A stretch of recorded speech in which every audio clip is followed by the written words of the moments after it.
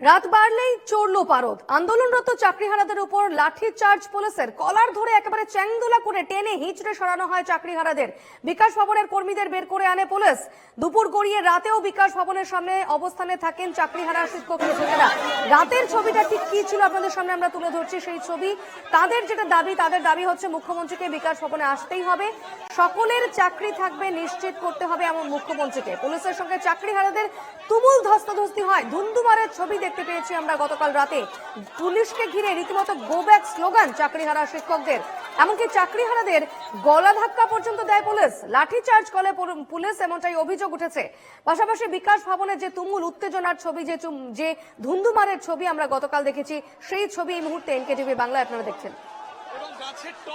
রীতিমতো পুলিশে 6 লাখ বিকাশ ভবন মাইকিং করে চাকরিহারাদের সরে যেতে বলা হয় পুলিশের পক্ষ থেকে।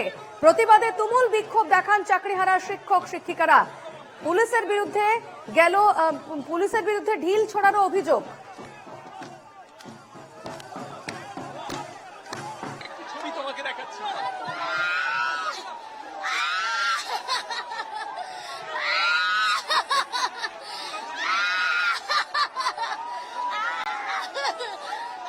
সাংঘাতিক আহত হয়েছেন, একজন আন্দোলনকারী সাংঘাতিক আহত হয়েছেন।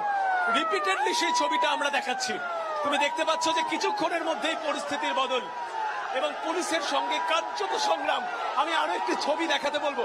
সমীরণ, তুমি ওই ছবিটি দেখাও। আমার ঠিক পিছনের ছবিটি আমি দেখাতে বলবো। পুলিশকে উদ্দেশ্য করে বোতল ছোড়া হচ্ছে, পুলিশের সঙ্গে খণ্ডযুদ্ধ পরিস্থিতি। সেই ছবিটা আমি তোমাকে দেখাবো। আমার ঠিক পিছনেই পুলিশের যারা সিনিয়র আধিকারিক রয়েছেন, বিধাননগর পুলিশ, তারা গো ব্যাক করছেন। পুলিশ কিন্তু এই মুহূর্তে পুলিশকে গো ব্যাক শুনতে হচ্ছে।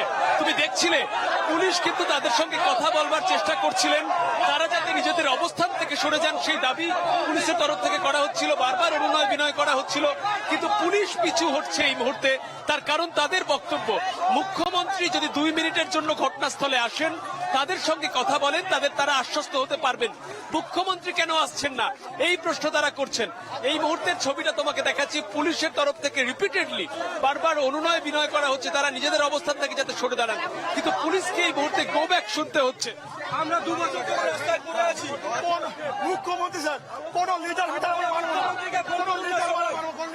আপনারা এত উচ্চ পদস্থ কর্মচারী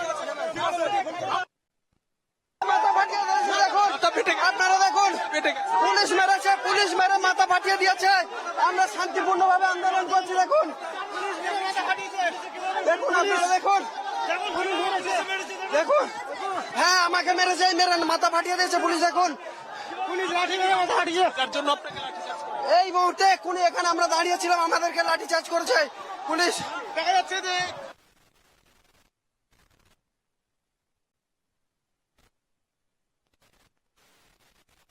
একাধিক রক্তাক্ত, মাথা পেটে গেছে, পা হাত পা ভেঙে গেছে, আঙুল ভেঙে গেছে।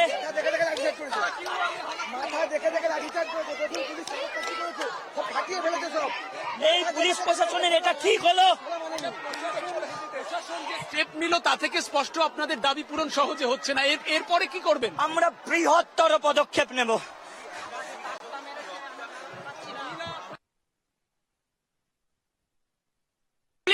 কিসের জন্য লাঠিচার্জ করা হবে?